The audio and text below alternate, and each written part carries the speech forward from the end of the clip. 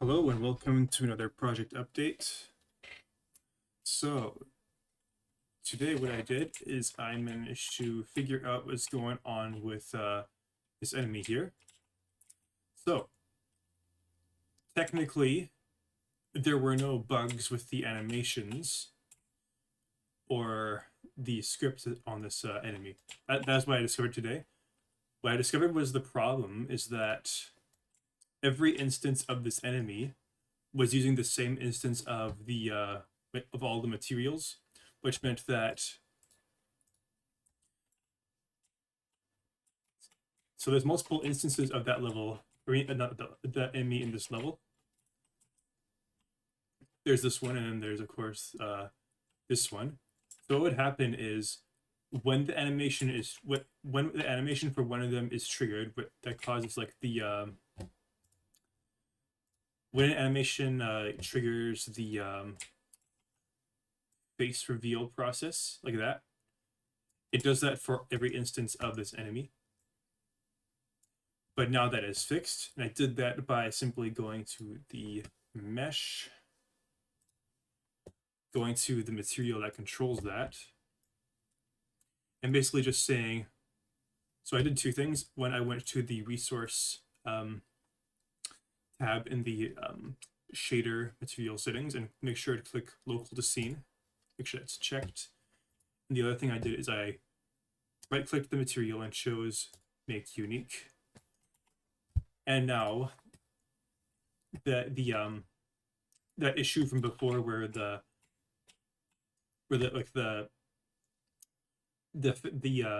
enemy's face would like arbitrarily reveal and hide itself, that is resolved now.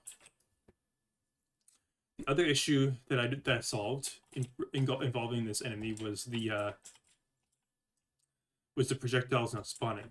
Now I'm not sure exactly what happened, but I think what I did learn is that the projectiles actually were spawning, but I think they were being spawned in the wrong place.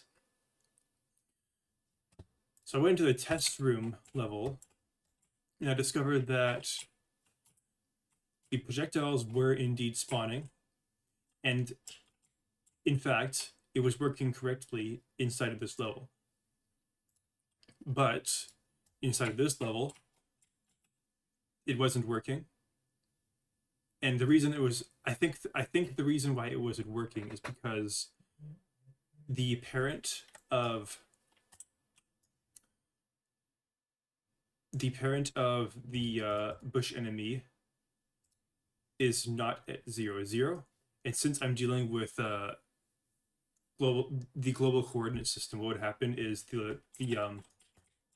I would set the global position of the projectile and then spawn it in, and then it would be way off from the position where it's actually meant to be, because I'm setting the position, because I would be setting the transform prior to spawning it in.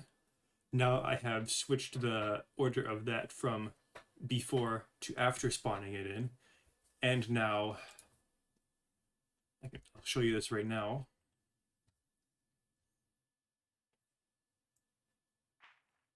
It definitely, you can see that it is now firing projectiles at the player, and they cause damage when they hit.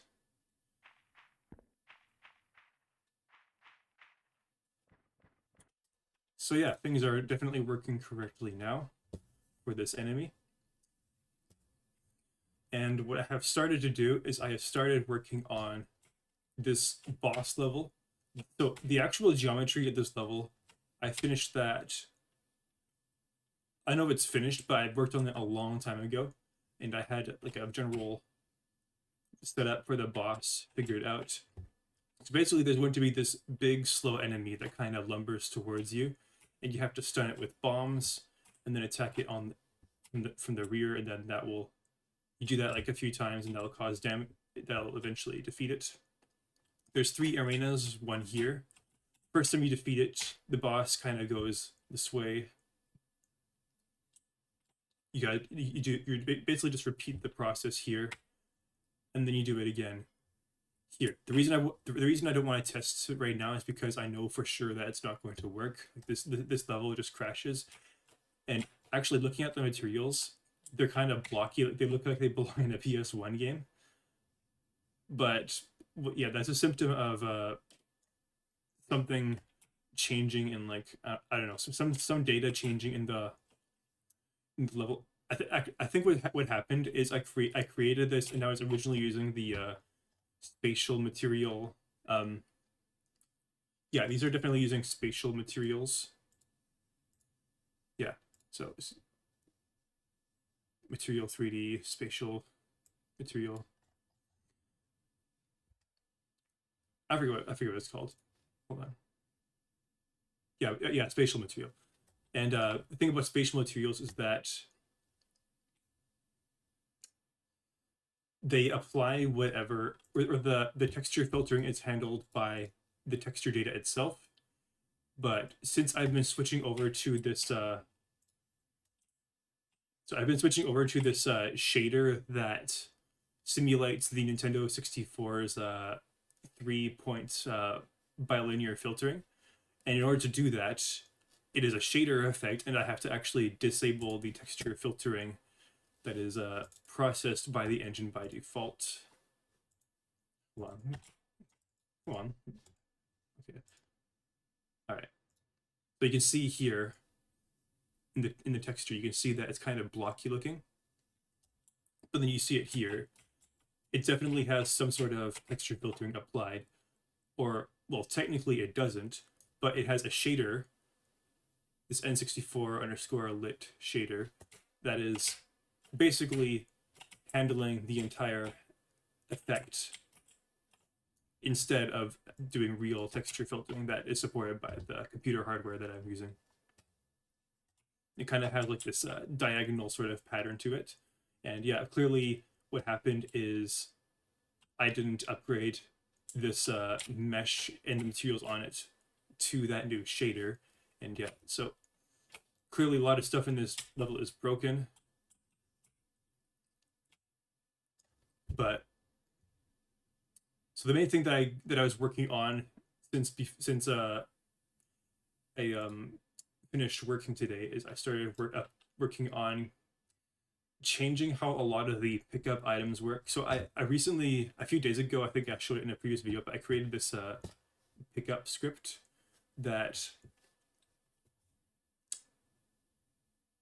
kind of it deals with like the not so much the pickup process, but the physics behind um, the way that these pickup items work. When I say pickup item, I mean like recovery hearts or rupees, like in Legend of Zelda, where you kind of walk into them and you pick them up. There's going to be a lot of those in this game, and yeah, it's a big job because I've been like kind of using two systems at the same time, and I want to merge them into one and make it less complicated for myself. I don't know. I have like a lot of old code that I need to refactor and probably phase out a bunch of stuff and delete a bunch of stuff. It's I can't even really put it into words, to be honest. But yeah, that's pretty much what I've been doing today, and I think that I will continue working on the pickup item stuff tomorrow. And yeah, that's pretty much it for today. I'll see you next time. Bye bye.